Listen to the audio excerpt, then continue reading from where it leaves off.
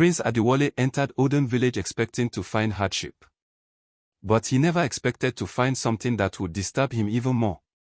He discovered that the poorest people in Ijoba were not weak. They were strong. They worked. They cared for each other. They carried burdens that many powerful people in the palace had never experienced.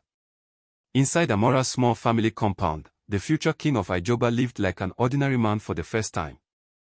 But there was one problem. Amora did not know who he truly was. To her, he was only Eo. A stranger who arrived with questions, secrets, and a past he refused to explain. Meanwhile, inside the royal palace, Chief Baligan began moving carefully. Because if Prince Adewale discovered the truth about the suffering of the people, his power inside the kingdom would begin to disappear. The first morning in Amora's compound felt unfamiliar to Prince Adewale. There were no palace servants announcing the beginning of the day. No royal musicians. No guard standing outside his room. Instead, he woke up to the sound of birds singing and women preparing food nearby. For several moments, he simply listened. The village was alive. Children laughed. Farmers prepared their tools. Neighbors greeted one another. It was a simple life. But it carried a warmth he rarely felt inside the palace. Adewale stepped outside and found Amora arranging pottery near the entrance. She looked at him. "You survived." He smiled. "Because you saved me." Amora shook her head. "Because you were lucky." Adewale laughed. He was beginning to realize that Amora never allowed anyone to feel more important than they were. Amora did not allow Eo to remain idle. She handed him a bucket. "Water does not bring itself." Adewale looked at the bucket and smiled. "In the palace, someone usually does this." The moment the words left his mouth, he realized his mistake. Amora looked at him. "The palace." Adewale quickly corrected himself. "I mean, wealthy homes." She studied him for a moment but said nothing. Together, they walked towards the village stream. Along the way, Adewale saw something he had never noticed before. People worked together. An elderly man received help carrying wood. A sick woman received food from neighbors. Children were watched by everyone in the community. The village had little wealth. But it had something money could not buy. Unity. At the stream, Adewale watched villagers laughing and sharing stories. He noticed that nobody seemed concerned about social status. A farmer spoke freely with a craftsman. A child joked with an elder. Everyone had a place. Adewale looked at Amora. "Does everyone here know each other?" Amora smiled. "Most people." "Is it always peaceful?" She became quiet. "No place is perfect." Adewale looked at her. "What problems do you face?" Amora filled her container with water. "Sometimes we work all year and still struggle." "Why?" "Because people far away make decisions about our lives without understanding us." Her answer reminded him of the palace. When they returned home, Amora's younger brother Toby watched Adewale carefully. The boy was young, but he noticed everything. "You are not from this village." Adewale smiled. "What makes you think that?" Toby pointed at him. "You speak differently." Amora laughed.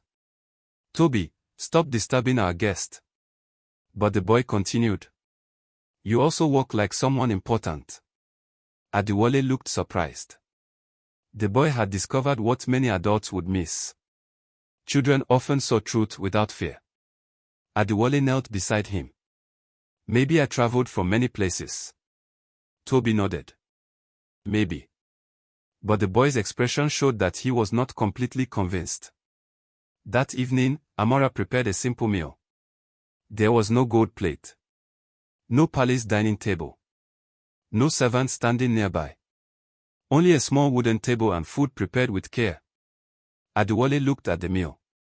"It smells wonderful." Amora smiled.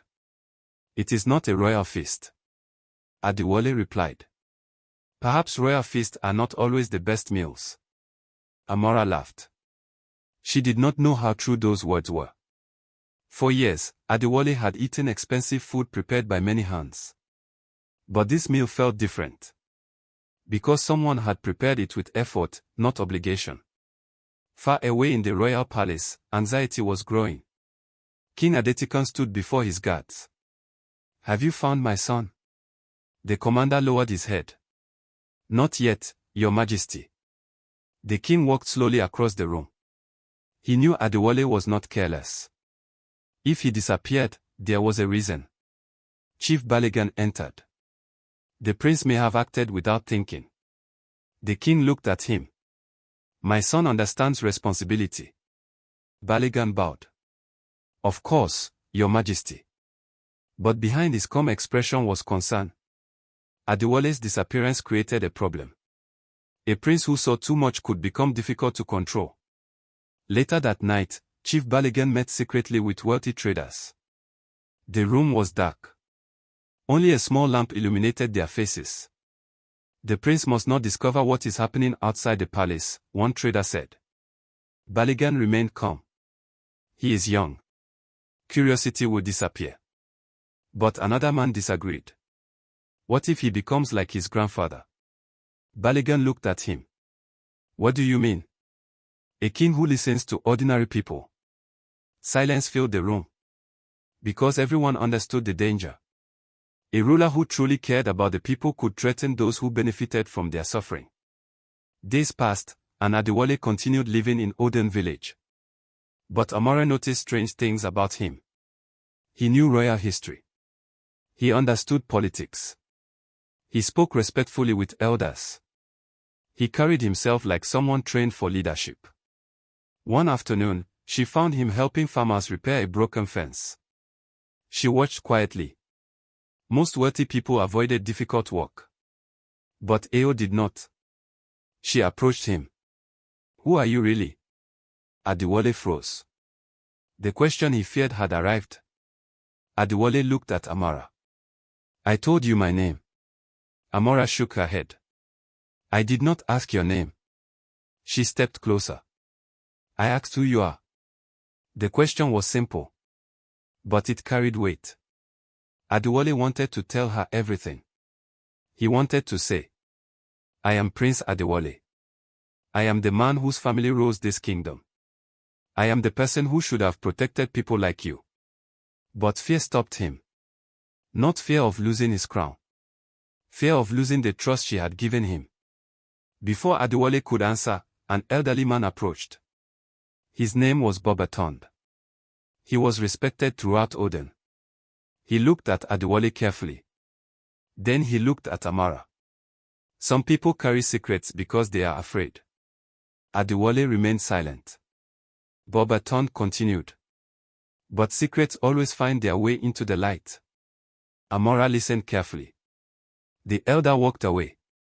But his words remained. Because everyone in Oden could see that Eo was not an ordinary traveler. The following morning, Adewale woke up before everyone else. He had spent his entire life rising when servants announced his name. But in Oden village, nobody waited for him. Life continued whether he woke up or not. As he stepped outside the compound, he noticed a group of villagers gathered around an old water well. The wooden structure had collapsed, making it difficult for families to collect water. Several men stood nearby discussing how to repair it. "We need new wood," one man said. "But the traders increased the price again," another replied. Adewale listened quietly. In the palace, problems like this were written on reports. Here, he could see the faces behind the problem. Without thinking, he walked closer. "Maybe we can repair it with the materials available." The villagers looked surprised. A stranger offering help was not something they expected. The villagers expected Eo to give advice and walk away. Instead, he removed his outer cloth and joined them. He carried wood. He lifted stones. He helped rebuild the damaged structure. At first, people watched him with curiosity. A wealthy-looking traveler walking beside farmers was unusual. But slowly, the villagers accepted him. An old farmer smiled. "You work like someone who has known hardship." Adewale paused. He had never known the hardship they knew. But he had begun to understand it. I am learning, he replied. And that was the truth. For the first time, Prince Adewale was not learning from books. He was learning from people. Amora had watched many people pass through Oden village. Some came with promises. Some came with pride. Some believed they were better than everyone around them. But Ayo was different. He did not complain about the work. He did not demand special treatment. He did not look down on anyone. That evening, while arranging her pottery, Amora looked at him differently. Perhaps she had judged him too quickly. Perhaps there was more to his story. Toby noticed her expression. You like him? Amora quickly looked away. Do not say foolish things. Toby smiled. I only said what I saw. Amora shook her head. But she could not deny that the stranger had become interesting. A few days later, Oden village prepared for its weekly market. People traveled from neighboring villages to buy food, clothing, and handmade goods. Amora prepared her best pottery pieces. Adewale offered to help her carry them. You are becoming useful, she joked. He smiled. I am improving. As they walked through the market, Adewale noticed something disturbing. Prices had increased. Small traders struggled to survive. A woman selling vegetables whispered that merchants from the capital controlled the prices. Adewale listened carefully. The problem was bigger than one village. The suffering reached much further. Near the edge of the market, Adewale noticed a woman sitting alone. She held a small child who looked weak. Amora recognized her. That is Mama Ejiro. They approached her. Amora asked what happened. The woman explained that her farm had failed after receiving poor-quality seeds from merchants. She had lost almost everything. Adewale listened silently. He remembered the reports presented at the palace. The reports never mentioned names. They never mentioned families. They only mentioned numbers. But behind every number was a person. A family, a story, a struggle. That evening, Adewale and Amora sat outside the compound. The sky was filled with stars. Adewale finally asked the question that had been troubling him. Do you believe the king knows about these problems? Amora became quiet. I do not know. Why? Because powerful people often hear only what others choose to tell them. The answer struck him. Because that was exactly what happened in the palace.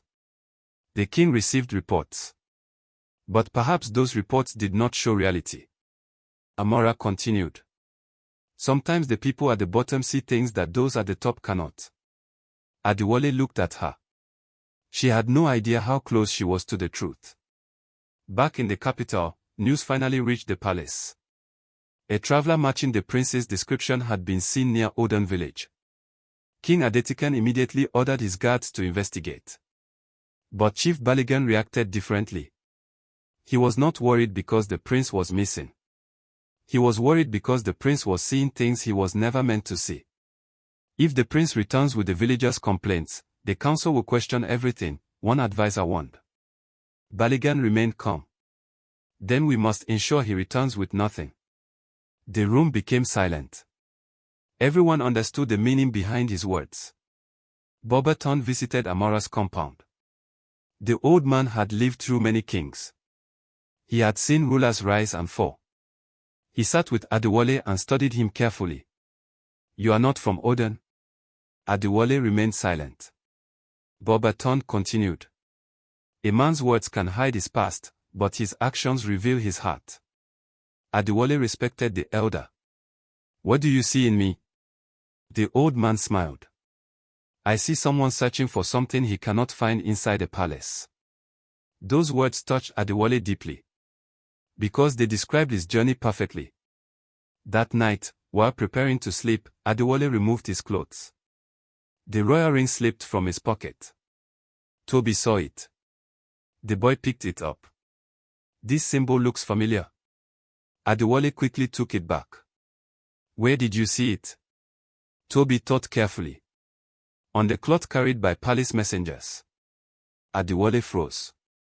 The secret he had protected was becoming harder to hide.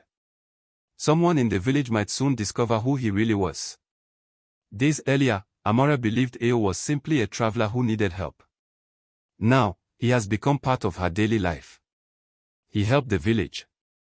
He listened to ordinary people. He walked beside them. But the truth remained hidden. Adewale was not just a traveler. He was the crown prince of Ijoba. And soon, the secret would be impossible to protect. Because while he was discovering the struggles of his people, powerful men in the palace were preparing to bring him back. Not to protect him, but to control him. Thanks so much for watching. If you enjoyed this episode, please give it a like, leave a comment, and share it with someone who may enjoy it too. Do not forget to follow or subscribe for more. See you in the next episode.